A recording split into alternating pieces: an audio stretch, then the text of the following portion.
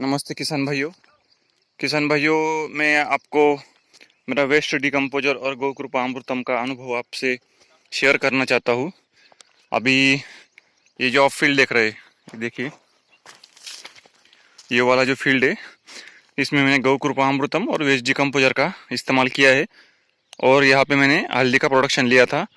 तो किसान भाइयों, इतना ज़बरदस्त प्रोडक्शन मिला कि रासायनिक की तुलना में ज़्यादा ही मिला और ख़र्चा भी कम लगा। और सबसे बड़ी बात, और ये आप देख रहे हैं, इस जगह पे ही मैंने हल्दी लगाई थी और यहाँ पे भी लगाई थी। तो ये जो टुकड़ा है ज़मीन का छोटा सा, यहाँ पे मैंने सिर्फ रासायनिक तरीके से किया था। यहाँ पे मैंने वेस्ट डिकम्पोजर या फिर बैक्टीरिया कल्चर कोई कुछ नहीं दिया था, सिर्फ रासायनिक किया था। और जैसे कि दावा करते हैं वेस्ट डिकम्पोजर में और गोकृपा में कि इनसे ज़मीन भुरभुरी हो जाती है, तो यही रिजल्ट मैं आपको लाइव दिखाना चाहता हूँ किसान भाइयों। अभी ये ज़मीन का हल्दी निकल चुकी है और इस पर सिर्फ टीलर का इस्तेमाल किया गया है। तो देखिए, टीलर करने के बाद ये रासायनिक तरीके से जहाँ किया था वहाँ पे इतने इतने बड़े मिट्टी के गोले हैं, बड़े बड़े। तो यहाँ पे मिट्टी बहुत कड़क है और भूरी भूरी भी नहीं है, ठीक है। लेकिन यहीं पे देखिए, वही सेम टीलर यहीं पे लगाया है। तो आप देखिए किसान भाइयों, देखिए कितनी मिट्टी भुरभुरी हो गई है। तो किसान भाइयों, ये बहुत ही ज़बरदस्त रिजल्ट है। इसलिए पिछले साल पहले ये ज़मीन भी बहुत कड़क थी, क्योंकि हमारे यहाँ केले और कपास की खेती होती है और ये दोनों, इससे ज़्यादा ज़मीन कड़क भी हो जाती है। तो किसान भाइयों, मैं आपको यही एक गुजारिश करना चाहता हूँ, या फिर एक रिक्वेस्ट है कि आप सच्चाई को तभी माने जब आप उसको खुद करो।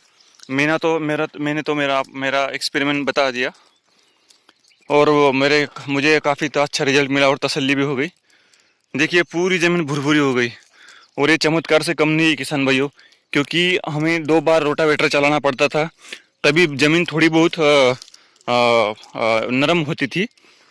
लेकिन इस बार टीलर से ही रोटावेटर जैसा काम हो गया। तो किसान भाइयों, आपसे रिक्वेस्ट है कि आप ज़रूर बैक्टीरिया कल्चर, वेस्ट डिकम्पोजर हो या फिर गोकृपामृतम, दोनों में से आप जो एफर्ट कर सकते हो, जो अवेलेबल है, वो ज़रूर इस्तेमाल कीजिए। किसान भाइयों, उसमें खर्चा ज़्यादा नहीं है, लेकिन आपकी ज़मीन इतनी अच्छी हो जाएगी कि आने वाली पीढ़ी को आप अच्छी ज़मीन दे सकते हो। तो किसान भाइयों, ये जानबूझकर मैंने रिस्क लिया था ताकि सच्चाई आपके सामने ला सकूं। इससे पहले कुछ वीडियो नहीं बना पाया मैं, थोड़ा दूसरे बहुत सारे काम थे।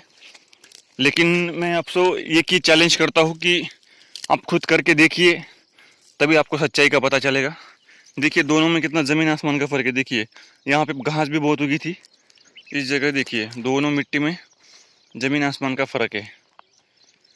तो किसान भाइयों, आपसे रिक्वेस्ट है कि आप ज़रूर कीजिएगा, आपको सच्चाई का पता चल जाएगा और आपको बहुत सारा फ़ायदा होगा।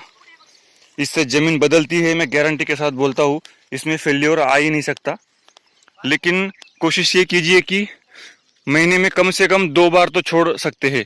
मतलब मान लीजिए किसी को 10-10 दिन में देना पॉसिबल नहीं है, तो कम से कम 15 दिन में 1 बार तो दे, मतलब महीने में 2 बार जरूर दे।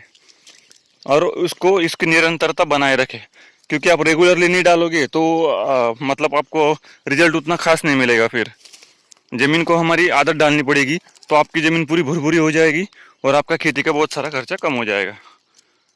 ठीक है किशन भाई।